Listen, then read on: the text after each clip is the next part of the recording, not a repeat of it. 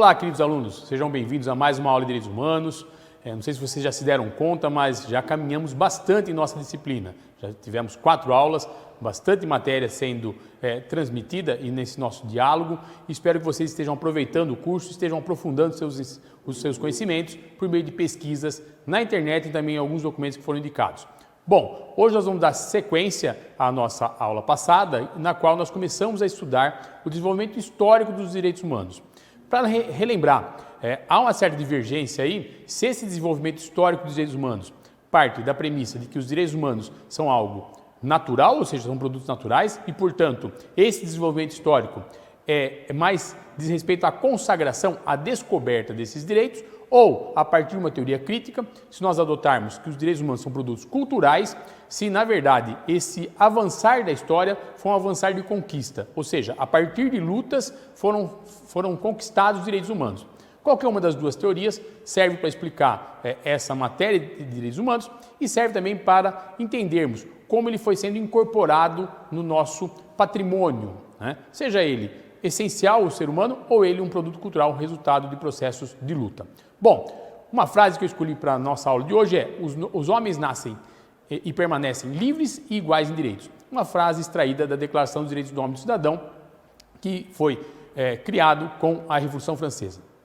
Começamos justamente com a Revolução Francesa. A Revolução Francesa foi um marco na história do mundo ocidental porque rompeu com o Estado absolutista que imperava até então. Nós já falamos sobre isso, né? Até a Revolução Francesa, nós não tínhamos a figura do cidadão. O que nós tínhamos eram súditos, e esses súditos se submetiam ao poder de um chefe, de um imperador, de um rei que exercia o seu poder de forma absoluta. Esse eu acho que é um ponto importante, tanto que Luís XIV falava que o Estado sou eu. Claro, existia uma confusão entre o Estado e o governante. E o cidadão, que ainda não existia essa figura, era apenas o súdito. A Revolução Francesa rompe com essa lógica. Por quê? A partir de então surge a figura do cidadão, que pode pleitear direitos em face do poder do Estado. Não foi tão fácil assim como parece, na verdade a Revolução Francesa foi bastante dolorosa, digamos assim, e por isso que é um marco histórico. E com a Revolução Francesa vem a Declaração dos Direitos do Homem e do Cidadão, que é um dos mais importantes documentos sobre o tema dos direitos humanos de todos os tempos, porque ela muda o paradigma e começa a contemplar o ser humano como titular de direitos e não mais como objeto de direito. Lógico, antes da Revolução Francesa, algumas pessoas já gozavam de privilégios, mas prevalecia ainda aquela lógica em que os poderosos tinham direitos, enquanto os súditos não tinham direito a nada. A Revolução Francesa acaba sendo uma decorrência lógica da Declaração de Virgínia, que nós vimos na aula passada, porque aqueles ventos que sopraram na independência dos Estados Unidos acabam atingindo a França e aí motiva essa rebelião contra o Estado absolutista e surge, a partir de então, foi criada a Declaração dos Direitos do Homem e do Cidadão. 2 pontos importantes. Quando se fala, já mencionei isso também, quando se fala Declaração dos Direitos do Homem e do Cidadão, eu estou falando realmente do homem e do cidadão. Lamentavelmente, nesse momento histórico, nesse contexto histórico, não existia ainda a mulher como titular de direitos. A mulher ainda era objeto de direito. Bem interessante essa história. Durante a Revolução Francesa, uma mulher, Olympe de Gouges, lutou para que os direitos das mulheres fossem reconhecidos. E ela fez algo bastante, digamos assim, até simples. Ela pegou a Declaração dos Direitos do Homem e do Cidadão e alterou o gênero. Onde estava escrito homem, ela mudou para mulher, e onde estava escrito cidadão, ela mudou para cidadã. E foi até a Assembleia Revolucionária da Revolução Francesa e fez a leitura, então, da sua Declaração dos Direitos da Mulher e da Cidadã. Digamos que os homens não ficaram muito contentes com a ousadia dela. Não aceitaram essa declaração, ou seja, não aceitaram incluir a mulher e a cidadã na declaração e, além disso, ceifaram a vida de Olympe de Gouges, que acabou sendo morta por defender os direitos das mulheres. É bem interessante porque, digamos que foi o começo do movimento pela defesa ou pela garantia dos direitos da mulher e da cidadã. Naquele momento não foi feliz, mas nós vemos com a evolução da história, as mulheres passaram a ser consideradas também titulares de direito e não mais objeto de direito o que é correto, qualquer tipo de discriminação é indevida. Seguindo, quais eram os lemas da Revolução Francesa? A Revolução Francesa tinha 3 lemas: liberdade, igualdade e fraternidade. É bem interessante que esse lema, no tempo atual, é usado para definir as gerações ou dimensões dos direitos humanos, né? Porque os direitos humanos de primeira geração seriam aqueles ligados à liberdade, o de segunda geração à igualdade e terceira geração fraternidade. Mais uma vez repito, eu particularmente tenho um pouco de reservas com essa divisão de gerações ou dimensões. Por quê? Pode dar a falsa ideia de que uma nova geração, uma nova dimensão, significa que o direito da dimensão ou geração anterior já foi contemplado. Não é verdade. Lamentavelmente, ainda hoje, não só no Brasil, mas em vários outros países, luta-se pelos direitos de primeira geração, ou seja, os direitos ligados à liberdade. Mas, para fins didáticos, né, vários autores fazem essa distinção por gerações, incluindo até 2 mais, né, de 4ª geração, que seriam os direitos ligados à democracia, e de 5ª geração, os direitos ligados à paz. Mas é bom vocês saberem, né, se quiserem se preparar bem para um concurso, ou para uma prova, ou para um exame, é bom saber essa distinção que alguns autores fazem.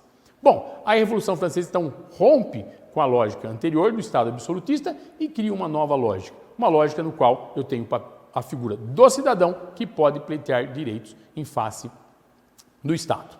É bem interessante porque o que foi contemplado na Revolução Francesa acabou, digamos assim, influenciando todo o mundo ocidental, e várias das constituições passaram a contemplar esses ideais de liberdade, igualdade e fraternidade, incluindo nos seus textos constitucionais ou de documentos que tratam de direitos humanos, esses direitos. Do ponto de vista da história dos direitos humanos, né, a Revolução Francesa, digamos, ela sofre um grande golpe no seu ideário com a Segunda Guerra Mundial.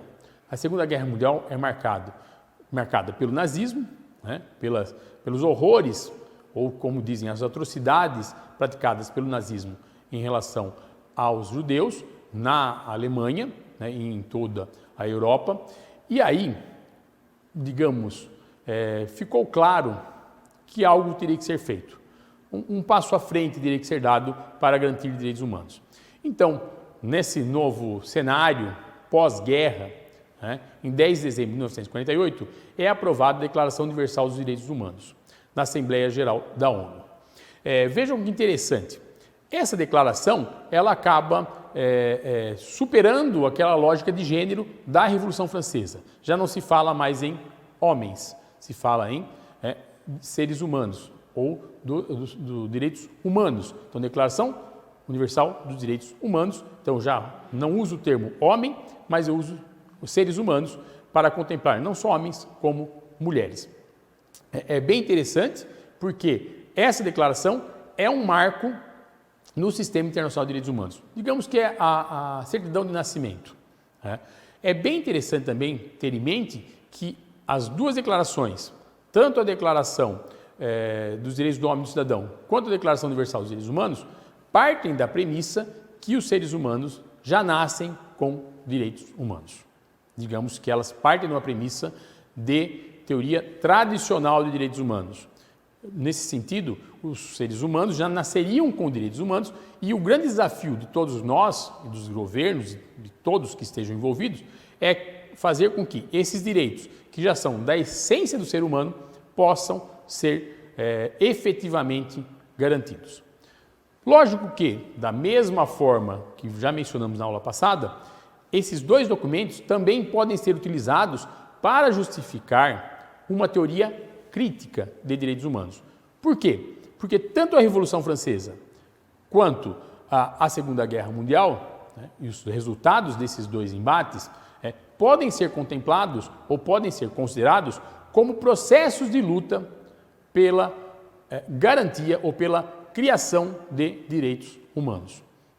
Então, é certo que os 2 documentos partem de uma lógica de direitos humanos como produto natural, mas ambos podem ser também utilizados para justificar uma teoria crítica de direitos humanos, ou seja, contemplados como produtos culturais. e também, nesse sentido, né, são um chamamento para que os povos iniciem processos de luta pela garantia de direitos humanos. Bem interessante esses dois instrumentos, porque agora esse segundo, em 1948, eles passam a ser incorporados nas constituições nacionais, ou seja, todos os estados, praticamente nas constituições modernas, acabam adotando modelos que contemplam os direitos humanos previstos nesses dois textos. Bom, mas não para por aí. Na verdade, a história de luta pelos direitos humanos tem alguns marcos que eu citei para vocês, são marcos extremamente importantes, documentos que mudaram a história de direitos humanos no mundo ocidental e até mesmo no mundo como um todo, mas nós temos vários outros momentos que vão sendo ocorrendo, documentos elaborados que também podem ser tidos como de extrema importância para a defesa e garantia de direitos humanos. Então, por exemplo, a abolição da escravatura é um momento extremamente importante, não só para o Brasil, para os outros países, porque é aquele momento no qual eu elimino a possibilidade de um ser humano ser tido como coisa e não como titular de direitos. Então, a abolição da escravatura é extremamente importante nesse momento. A criação da Cruz Vermelha também é um momento importante, porque além do papel que ela tem na defesa da saúde e da vida, também ela tem uma atuação extremamente importante nos conflitos armados. A Revolução Não Violenta de Mahatma Gandhi, na Índia, que resulta na independência da Índia em relação à Inglaterra, também é de extrema importância e traz novos valores. São novos valores em defesa da igualdade, não uma igualdade perante a lei, uma isonomia, mas sim uma igualdade material. E também, como não citar o discurso Eu Tenho um Sonho, de Martin Luther King, pela luta dos direitos dos negros.